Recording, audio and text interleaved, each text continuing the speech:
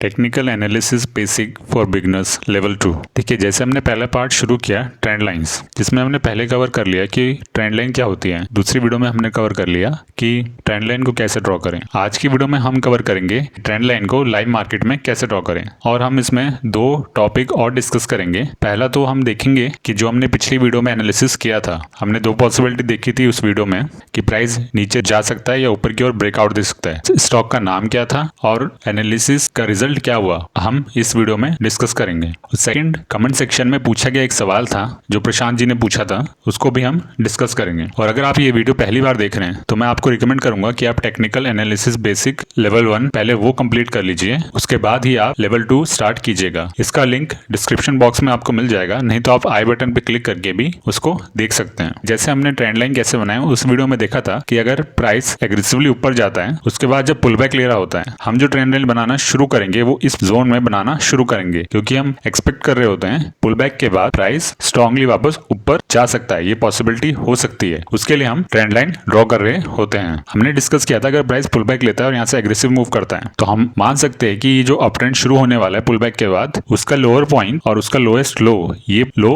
हो सकता है। तो हमने उसके बाद देखा था कि अगर एग्रेसिव मूव करने के बाद पुल बैक आता है छोटा सा और इस लो को ब्रेक नहीं करता और प्राइस यहाँ से एग्रेसिव मूव करना शुरू हो जाता है, तो हम इस पॉइंट को और इस पॉइंट को हम एक लाइन से ज्वाइन कर देंगे और ये हो जाएगी हमारी ट्रेंड लाइन। जैसे उसमें देखा था कि trend line overbought and oversold की तरह भी काम करती है। तो ट्रेंड लाइन की नीचे लाइन ओवरसोल्ड होती है, तो हमें एक लाइन और चाहिए होती है जो ओवरबॉट शो करे। तो हम इसी की एक पैरेलल लाइन बनाएंगे और जैसे आप देख रहे हैं हमने एक फर्स्ट पॉइंट लिया और एक सेकंड पॉइंट लिया, इसके बीच का जो हाई है हमने वहां से एग्जैक्टली एक पैरेलल लाइन ड्रॉ कर दी, तो ये अपर ट्रेंड लाइन हो जाएगी और ये ओवरबॉट की तरह काम कर सकती है। ओवरबॉट की तरह काम कर सकती है का मतलब ये होता है कि अगर प्राइस इसके पास आएगा तो एक चांसेस है कि यहाँ से प्राइस थोड़ा सा पुल बैक हो, और उसकी इंटेंसिटी, उसका टेक्सचर कैसे होता है प्राइस का पुल बैक होते वक्त और कितना एग्रेसिव आता है वो, उसको देखते हुए ही हम डिसीजन लेते हैं अपना ट्रेडिंग का। तो चलिए अब इसको चार्ट्स पर देखते हैं। ठीक है, जैसे हमने चार्ट ट्रेंड लाइन कैसे ड्रॉ करते हैं उसमें डिस्कस किया था। हमने एक लाइन इसके हाई से ड्रॉ करी थी और एक लाइन हमने पुल बैक का जो लो होता है वहां से ड्रॉ करी थी, और हमने कहा था ये हाई रेसिस्टेंस की तरह काम कर सकता है और ये लो सपोर्ट की तरह काम कर सकता है। उसके बाद यहाँ पर जब वो पुल बैक आया था ये वाला, हमने बोला था कि ये एग्रेसिव मूव है, तो हमारी एक ट्रेंड लाइन यहाँ से ड्रॉ हो सकती है और ये ट्रेंड लाइन छोटे से मूव के लिए हो सकती है। उसके बाद देखा कि यहाँ भी एक एग्रेसिव मूव हुआ, तो हमने इस पॉइंट से ये पॉइंट ज्वाइन कर दिया। इन दोनों पॉइंट के बीच में ये हाई था, हमने बोलता आप इसको जोन की तरह भी बना सकते हैं और इसको आप लाइन की तरह भी बना सकते हैं इस तरह से। तो हमने जो एनालिसिस किया था ट्रेंड लाइन कैसे ड्रॉ करते हैं उस वीडियो में, तो हमने कहा था कि प्राइस यहाँ से थोड़ा रेंज करके एक एग्रेसिव मूव नीचे आ सकता है, उसके बाद फिर यहाँ से ये ब्रेक करके इस लाइन तक पहुंच सकता है। तो हमारा टारगेट या ये पॉइंट होगा, एंट्री हमारी इस पॉइंट पर हो सकती है। हमने ये डिस्कस किया था पहली पॉसिबिलिटी में। और दूसरी पॉसिबिलिटी हमने ये देखी थी प्राइस इस पॉइंट से ब्रेक करके यहाँ पर पहुंच सकता है और इस हाई को टच कर सकता है, और हमने कहा था जब ये पुल बैक लेगा एक बाई की ट्रेड यहाँ पे बन सकती है। तो देखिए हमने एक ट्रेंड लाइन ड्रॉ करी, हमें पता चला कि ये फेक मूव है क्योंकि प्राइस ऊपर गया वापस नीचे आ गया, ये लास्ट टाइम हाई यहाँ पर बनाया था। उसके बाद जैसे आप यहाँ पे देखिए प्राइस इस ट्रेंड लाइन से टच होके काफी स्लोली नीचे आ रहा था। उसके बाद एक एग्रेसिव मूव यहाँ पे जैसे आप देख सकते हैं उसने ऊपर की डायरेक्शन में दिया, तो यहाँ पे हमें पहली पॉसिबिलिटी को इग्नोर करना पड़ेगा, क्योंकि हमने कहा था कि एग्रेसिव मूव नीचे की ओर जाएगा तो हम देखेंगे प्राइस नीचे और जा सकता है, पर प्राइस ने यहीं पर काफी स्लो नीचे मूव करना शुरू किया, तो ये एक साइन हो सकता है कि प्राइस शायद नीचे नहीं जाएगा। उसके बाद हम वेट करेंगे और हमें कंफर्मेशन इस एग्रेसिव प्राइस मूवमेंट से मिल जाएगा कि प्राइस शायद नीचे नहीं जाएगा। तो उसके बाद आप देखेंगे ये रेड लाइन प्रीवियस हाई है, प्राइस ने ब्रेक किया और यहाँ पे इसको टेस्ट कर रहा है, तो हमारे पास एक अपॉर्चुनिटी मिलती यहाँ पर, हम यहाँ पे ट्रेड ले सकते थे। देखिए अभी भी हमने ट्रेंड लाइन के साथ सपोर्ट एंड रेजिस्टेंस को ज्वाइन करते हुए ये एनालिसिस किया है। हमने ट्रेंड लाइन यहाँ से ड्रॉ करी थी, तो मान के चल रहे थे ये जो फेज है ये अप ट्रेंड का एक इनिशियल फेज हो सकता है। हम शुरू से एक एक्सपेक्ट कर रहे थे, एक पॉसिबिलिटी लेके चल रहे थे एक एग्रेसिव मूव आ सकता है, क्योंकि यहाँ आप देख सकते कुछ खास एग्रेसिव मूव नहीं आया। जैसे ये फेज 1 हम इसको काउंट करें तो हम बोलते हैं कि फेज 2 एक एग्रेसिव हो सकता है, प्राइस का मूवमेंट वहां पे एग्रेसिव हो सकता है। अगर आप ध्यान से देखें इस पॉइंट के बाद और इस पॉइंट के बाद कोई खास एग्रेसिव मूव नहीं आया, तो हम एक एक्सपेक्ट कर रहे थे कि एग्रेसिव मूव आ सकता है। तो चलिए अब देखते हैं कि कमेंट सेक्शन में पूछा गया सवाल क्या था।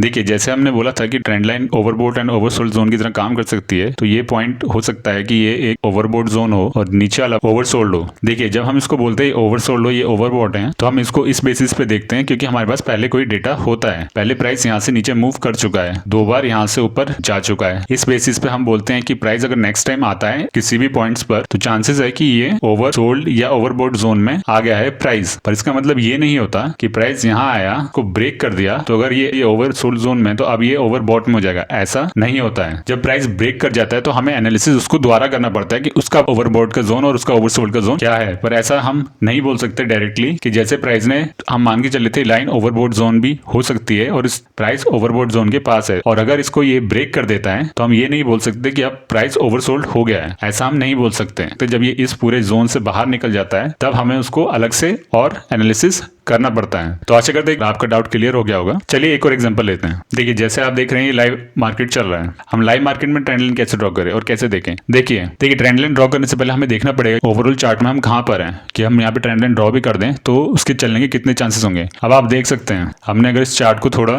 जूम आउट किया तो आप देख सकते हैं प्राइस का मूवमेंट जो शुरू हुआ है वो यहाँ से शुरू हुआ है, ये अप ट्रेंड यहाँ से ऑलरेडी शुरू हो गया है और अब हम यहाँ पे ट्रेंड लाइन ड्रॉ करके कुछ ट्रेड लेने की सोचेंगे। तो आप बताइए वो कितना सही होगा और उसके कितने चांसेस होंगे कि हमारी ट्रेड चले और प्रॉफिटेबल हो। देखिए मेरे एक्सपीरियंस के हिसाब से वो उसके चांसेस कम होंगे, क्योंकि देखिए प्राइस ऑलरेडी इतना मूव कर चुका है और अगर हमने यहाँ पे कुछ भी ट्रेड लिया या फिर कुछ इनिशिएट किया, मुझे लग रहा है कि हम काफी लेट हो जाएंगे ट्रेंड में, कि प्राइस ऑलरेडी इतना ट्रेवल कर चुका है, तो अब इसके पास और कितना मूव होगा इसको ट्रेवल करने के लिए। अब हम क्या कर सकते हैं, पहले तो हमें देखना पड़ेगा कि सपोर्ट एंड रेजिस्टेंस कहाँ पर है इसका। तो आप देख सकते हैं कि प्राइस यहाँ से नीचे मूव किया, एक रेंज में गया, उसके बाद प्राइस और नीचे आया, तो अब हम सपोर्ट एंड रेजिस्टेंस ड्रॉ करें जहां पर प्राइस एग्रेसिव मूव किया है। तो अब एक लाइन हम यहां से ड्रॉ कर सकते हैं, आप इसको जोन भी बना सकते हैं और लाइन भी बना सकते हैं। देखिए जब मैं लाइन ड्रॉ करता हूं तो इसका मतलब ये नहीं होता कि मैं स्ट्रिक्टली उस लाइन को देख रहा हूं, नहीं, मैं उस प्राइस एरिया को देख रहा हूं पूरी तरह से। जैसे कि अगर आपने एक लाइन ड्रॉ करी तो आप इसको इस तरह से इमेजिन कर सकते हैं कि आप इस पूरे एरिया को देख रहे हैं, प्राइस का मूवमेंट यहाँ गई तो आप बोलेंगे वो रेजिस्टेंस के पास है। एक तो आप अगर बिगिनर्स हैं और अभी प्रैक्टिस ही कर रहे हैं तो आप इसको इस तरह से भी ड्रॉ कर सकते हैं, आप एक जोन की तरह ड्रॉ कर सकते हैं इसको इस तरह से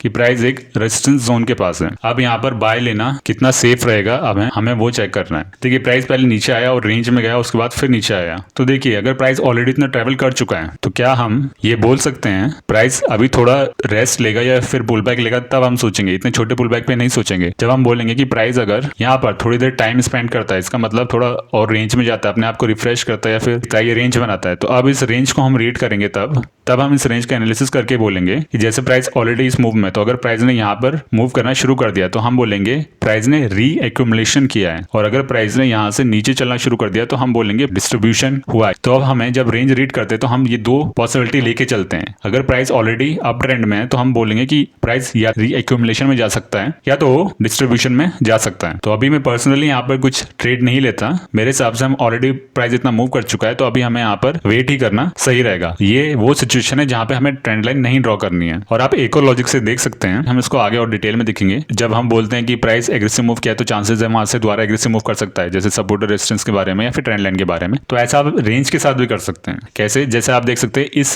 पूरे जोन में प्राइस रेंज में गया है, तो क्या चांसेस है कि प्राइस दोबारा जब इस जोन में आए तो रेंज में जा सकता है। ये थोड़ा सा आपको एडवांस लगा होगा, पर क्या ऐसा पॉसिबल है? जैसे हम सपोर्ट और रेजिस्टेंस और ट्रेंड लाइन के ऊपर बोलते हैं कि प्राइस पिछली बार एग्रेसिव मूव किया तो चांसेस है कि यहाँ भी एग्रेसिव मूव करेगा, तो क्या हम इस तरह रेंज के लिए बोल सकते हैं कि प्राइस रेंज बनाना शुरू कर दें और हम इसको पूरी तरह एक इस तरह से रेंज रीड कर लें? प्राइस ने यहाँ पर फेक बनाया, फिर प्राइस ऊपर गया, अब हम एक्सपेक्ट कर रहे हैं कि यहाँ पर एक पुल बैक आएगा डीप, जो कि हमें चाहिए भी, हम चाहते हैं कि ये ट्रेंड रिफ्रेश हो तो हम ट्रेड लें। हम क्या यहाँ पर बाय कर सकते हैं इस एरिया में, या प्राइस यहीं पर होल्ड कर जाएगा और यहीं से ब्रेक कर जाएगा, तो क्या हम यहाँ पर ट्रेड ले सकते हैं? देखिए ऐसी बहुत सारी पॉसिबिलिटीज होती है, हमें पॉसिबिलिटीज के टर्म में सोचना पड़ता है। आशा करते हैं कि ये वीडियो आपको पसंद आएगी। देखिए ये वीडियो एजुकेशनल पर्पस के लिए, कुछ भी फाइनेंशियल डिसीजन लेने से पहले आप अपने फाइनेंशियल एडवाइजर की सलाह जरूर लीजिएगा। आपकी कोई भी क्वेश्चन हो या सजेशन हो आप कमेंट सेक्शन में जरूर बताइएगा। तो चलिए फिर मिलते हैं अगली वीडियो में।